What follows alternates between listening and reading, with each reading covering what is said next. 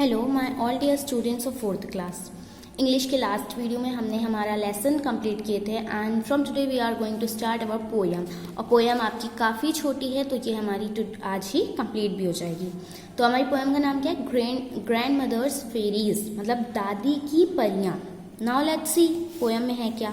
We all have read or heard stories about fairies, angels and genies who can with their magic or special abilities make impossible things possible. We love to believe them. Do you think fairies exist? Give your reason. देखो, हम सभी ने सुने हैं परियों के बारे में, जिनीस के बारे में, एंजल्स के बारे में कि वो अपनी मैजिकल थिंग्स से या उनके पास कुछ ऐसी ताकत होती, कोई ऐसी स्पेशल एबिलिटी होती जिससे वो इम्पॉसिबल को भी पॉसिबल कर देते। और ये सब चीज़ें सुनना हमें बहुत अच्छा लगता है। तो आपको लगता है कि फेरीज होती हैं?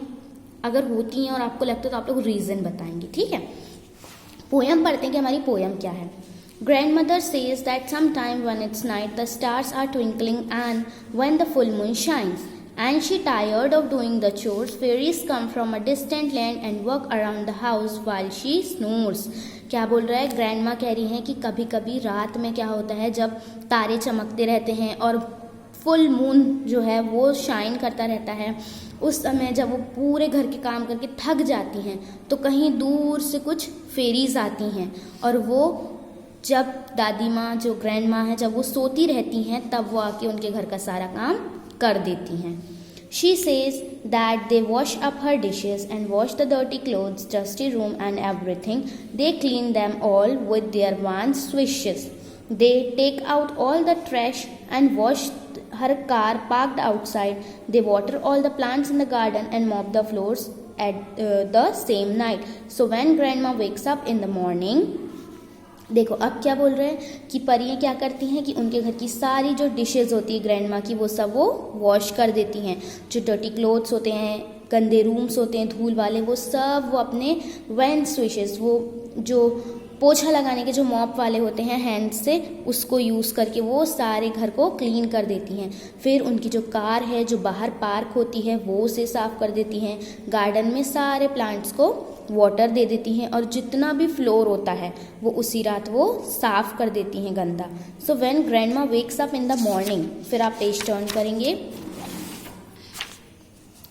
She has almost nothing to do, so she looks outside the window and sees the fairies fly away into the sky so blue.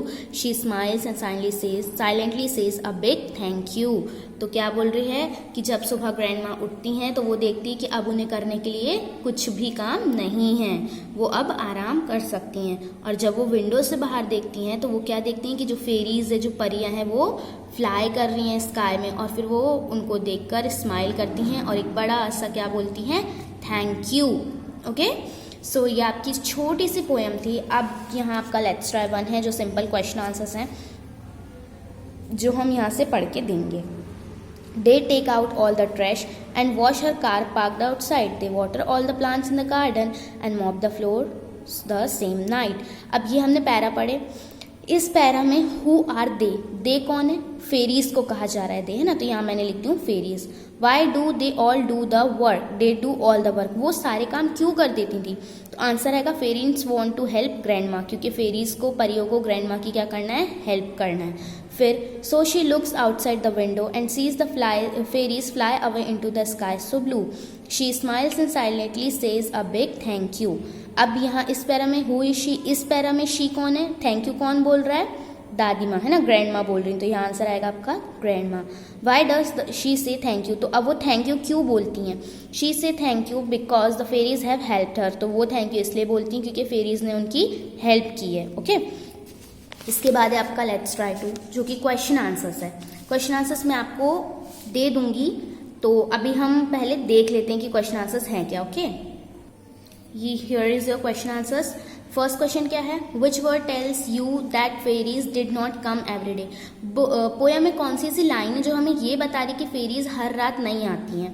तो in the first line grandma uses word sometime to say that the fairies didn't come every day, क्योंकि poem में हमारे use हुआ है कि जो fairies होती हैं वो हर दिन नहीं आती हैं, वो पोयम में ही दिया हुआ है। When did the fairies come to help grandmother? अब फेरीज कब आती हैं ग्रैंड माँ की हेल्प करने? The fairies come at night when the stars twinkle and there was a full moon.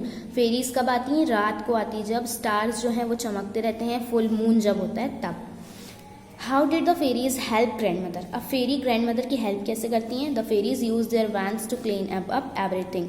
तो फेरीज जो हैं वो अपने वैंस का यूज़ करके बड़े बड़े जो डंडे वाले जो पोछे होते हैं उसका यूज़ करके सारे घर को क्लीन कर देती हैं। फिर do you think it is good to help elders, give reason for your answer. आपको क्या लगता है एल्डर्स की हेल्प, हमें बड़े लोगों की हेल्प करना चाहिए, और अगर करना चाहिए तो आंसर क्यों, रीज़न। आंसर है येस, हमें करना चाहिए। It is good to help elders, they do lot of things for us. हमें बड़ों की हेल्प करना चाहिए क्योंकि वो हमारे लिए बहुत कुछ करते हैं। They have lot of other task to do, और उनके पास हमारे काम करने के अलावा भी और बहुत सारे काम होते हैं जो उन्हें करने होते हैं। It is one way we can care for them, और ये एक तरीका है जिसके लिए हम उनकी केयर कर सकते हैं। ये क्वेश्चन आंसर्स हैं। फिर है आपका बुक में आप देखेंगे रेमिंग वर्ड्स। रेमिंग वर्ड्स क्या होते हैं। Rhyming means poems see happier and funnier. Rhymings का सबसे पहले मतलब होता है कि ऐसी पोएम्स जो रेमिंग जो होती हैं पोएम्स में वो हमें खुश और फनी भी बना देती हैं पोएम को, है ना।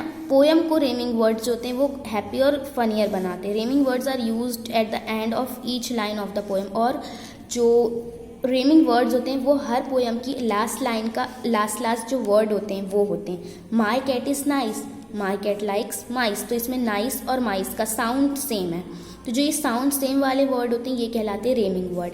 माई cat is fat, I like my cat, fat और कैट, ठीक है। A baby playing in the sun, jumping on the bouncy is so much fun.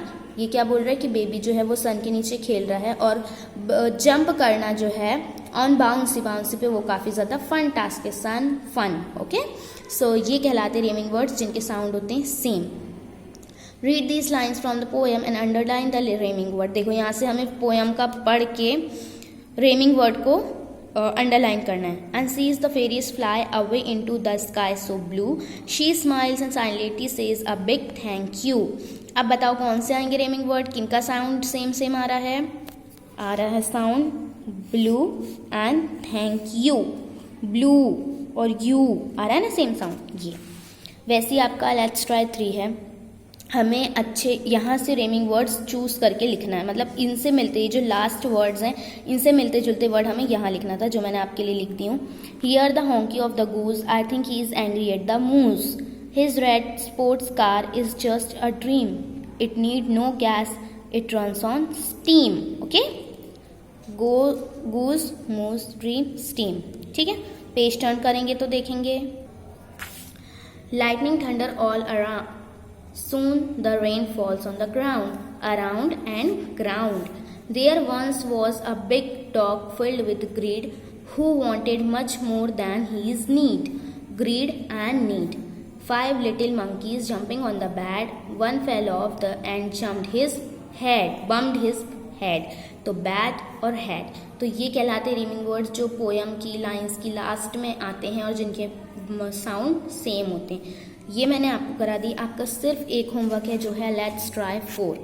Let's try 4 में आपको कुछ नहीं करना है, यहाँ से आपको कोई भी 3 पेयर चूज़ करना है। 1 2 3 आप कोई भी रैंडमली 3 पेयर चूज़ करेंगे और उन वर्ड्स को लाइंस में यूज़ करके आप एक पोएम बनाएंगे और वो आप लोग यहाँ पे लिख कर मुझे सेंड करेंगे। सो ये आपका होमवर्क है, बाकी सब तो मैंने आपको करा दी हूँ और आज ही हमने पोएम शुरू करे और हमारी पोएम जो है वो एंड भी हो गई। आई होप आपको ये पोएम समझ में आई हो और इसके आगे हम पढ़ेंगे नेक्स्ट वीडियो से। So bye all of you and take care.